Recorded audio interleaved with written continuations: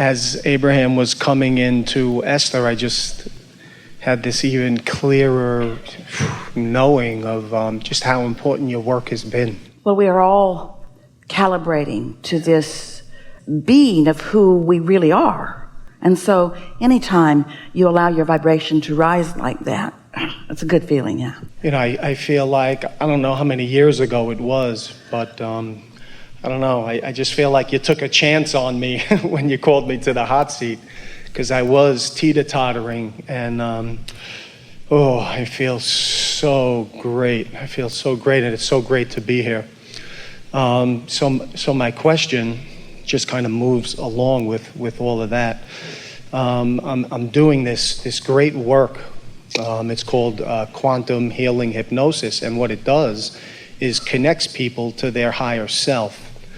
And what I'm seeing is for those like all of us and many that are aware of vibration and wanting to feel good, that connection is giving people this understanding and knowing how everything that has happened in the past, if it's a past life, if you believe in that, or in this life, has been perfect, really, has been perfect.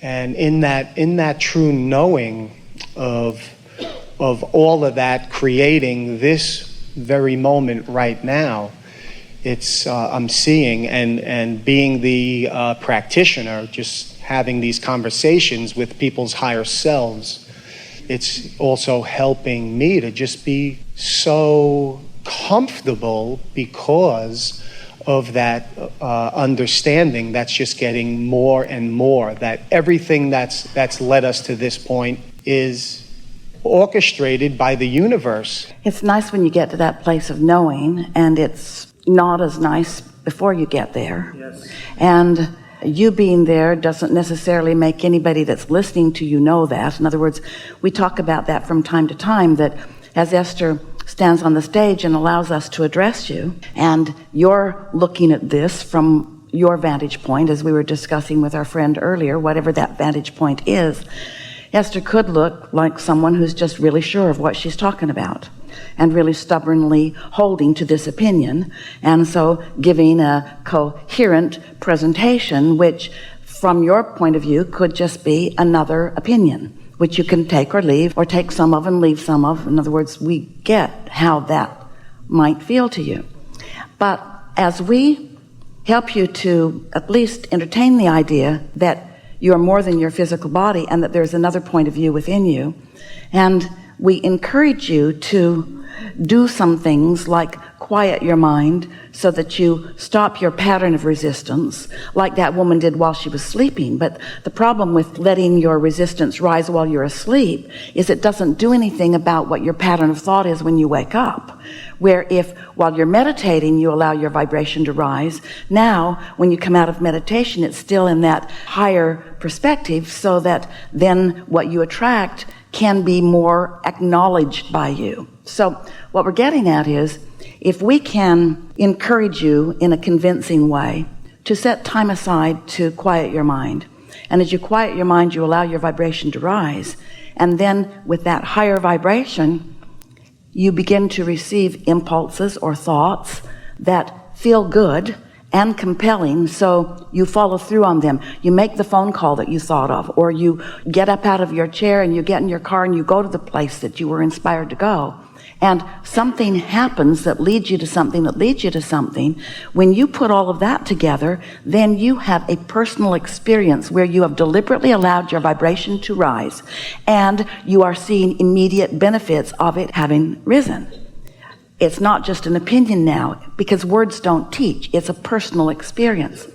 So we're talking a lot these days about You can stumble into a situation where you're having a knee-jerk response to it, but then it's sort of really pretty much too late to do anything about it in that moment, because you've already had your knee-jerk response, you've already got your resistant vibration underway, and it really takes quite a bit of focus to pivot your way out of that. You could do it if it's not a very important thing, but if it's an important thing and you have a knee-jerk response to it, you're probably not going to pivot your way out of it. You're not going to just change the thought or find a thought that feels better because there's enough momentum going in your response.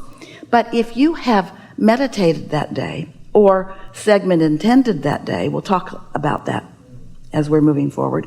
In other words, if you have been in a moment where you have identified how good you feel and how blessed you are and how wonderful your world is and how responsive the universe is to you, and now you're allowing the momentum, as you spoke so well, all of that momentum of all that's come before, propel you into this next moment in a state of well-being, then you could be of such a sincere and calibrated vibrational point of attraction that you may not even notice the bump in the road.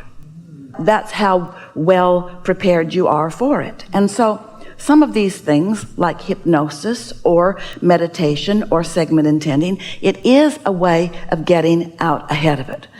We want everyone to want their inner being to be the influencer of them. A very well-meaning person could guide you into expecting your well-being, and we trust that that's what you're doing for others. And we know it for sure because when you tap into their inner being, then you are making that signal maybe more approachable by them. But we're all talking about the same thing. It is raising vibration. And we don't want to give anybody the impression that they need to go to someone else in order to have their vibration adjusted.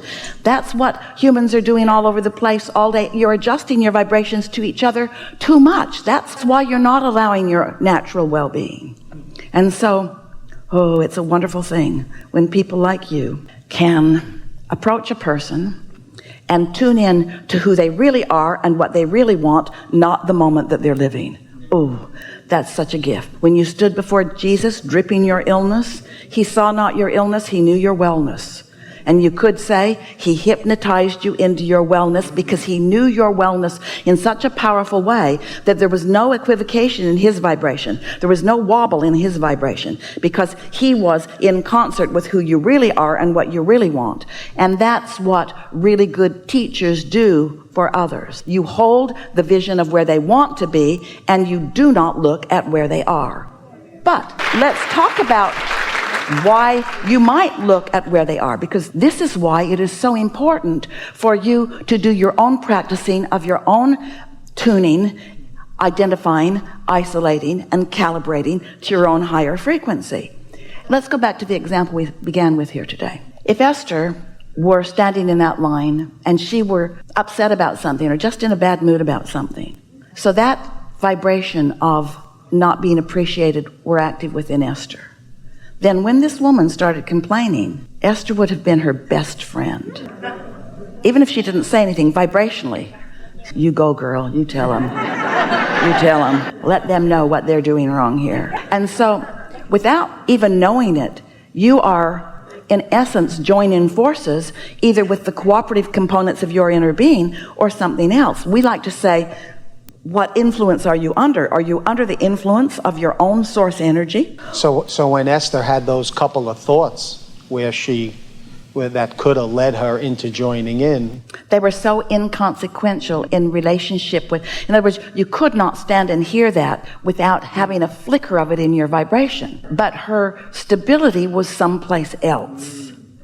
We're asking you to practice your stability so that you can find it easily. There's a phrase that you use in your physicaldom, and it's called giving people the benefit of the doubt. You know the phrase. Well, if you are giving your well-being the benefit of the doubt, if you're giving yourself the benefit of the doubt, if you're giving others the benefit of the doubt, then that means you are always reaching for your and their highest good. The benefit of the doubt, in our verbiage, we would be meaning you are leaving the doubt out. You are looking for the benefit. You are allowing yourself vibrational alignment with wanted, not unwanted. And so it's an interesting thing as you move about this world with others and as you want to assist them in a higher vibration. And your process is a good one. You find vibrational alignment with well-being. You know it unequivocally. You focus upon them with a relentless knowing of their well-being. Did we say to you yet today that one who's connected to your own inner being, to this stream of pure positive energy, is more powerful than millions who are not? When you think about your inner being, who is aware of everything that you've been asking for long before this moment in time, even long before this lifetime in time, there is a powerful point of attraction of well-being on your behalf that, if you'll just relax and allow it, well-being will be your constant experience, you see. But as humans, you get so smart about this. You weigh the pros and the cons and the pluses and the minuses, and you try to figure out what everybody else is thinking. And every single time you try to even acknowledge what somebody else thinks about something, you entertain that vibration within you and you introduce a wobble. You just can't think about what you want and think about its absence without introducing some wobble in your vibration, which makes you not a vibrational match to your true power. So we want to introduce into this conversation two phrases, and we want you to feel them deeply, and we want you to recognize the difference between the two. The awesome power of non-resisted thought. Sit with it. The awesome power of non-resisted thought. Oh, this is the power, this is the energy that creates worlds, and it is at your fingertips when you have non-resisted thought, when there is no doubt within you, when you know it singularly. Now, we want you to feel this phrase, the awesome pleasure of non-resisted thought. Because the pleasure of non-resisted thought is as powerful, but when you're looking for the pleasure of it rather than the power of it, when you say the awesome power of non-resisted thought, it's like, I've hooked in and now I'll fix that. Oh, now you're focused on that, you're not powerful. See what we're getting at? But if you are reaching for the awesome pleasure of non-resisted thought, now your vibration remains clean. So you know about meditation. We'll talk more about it if you want to know more about it as we move forward. Powerful way to connect to all of this, but a way to get out ahead of it, a way to prepare yourself so that the bumps don't bother you. And sometimes you worry, well, Abraham, I don't want you to prepare me so that the bumps don't bother me. I want the awesome power of non-resisted thought so I can get rid of the damn bumps. We say, we know you do, and we want those bumps to disappear for you too. But we want you to take pleasure in where you are anyway, and then things just start smoothing out for you. So, the awesome power of non-resisted thought. So, getting out ahead of it. A very powerful way of getting out ahead of it before you walk into a segment is to stop for a moment and identify that you're about to enter a new segment. A new segment means different people are going to enter your life, or you're going to go into a different space. When you get in your car, it's a new segment. When you leave the kitchen and go into the living room, it's a new segment. When you get ready, Esther identifies about 30 segments a day that are different one from the last. Sometimes she's editing a recording. Sometimes she's working on an album cover. Sometimes she's receiving book dictation. Sometimes she's going to dinner with a friend. In other words, lots of different segments. So she'll sit recognizing that she's about to move into a segment, and she will isolate her feeling of well-being right here and now about that segment. In other words, sort of getting out ahead of it, thinking about the pleasure of that segment. But what's happening is she is bringing herself into a solid vibration of well-being before she enters that segment. And then it is amazing to see how well that next segment treats her. And the next, and the next, and the next, and the next, and the next. So she was telling someone the other day that she now understands a distinction in segment intending that she didn't understand before. Segment intending, we've been talking about it from the very beginning. Jerry said, Abraham, can you tell us the basics of what you are here to teach us? And we said, The law of attraction, first and foremost. The law of deliberate creation, not really a law, it's just a process. But we called it a law because we wanted to get their attention. And the art of allowing, the law of allowing, but it's really an art. It's the art of understanding all of this. We've talked about that already here today. Step 1, step 2, step 3. And 4 was segment intending. 4 was being aware in this segment of what your point of attraction is. So Esther is telling a friend, I now understand something in a way I had not understood it before. Because I used to think that segment intending was me looking forward into the segment and making a sort of statement of powerful intention to the universe. From that segment, I want these things.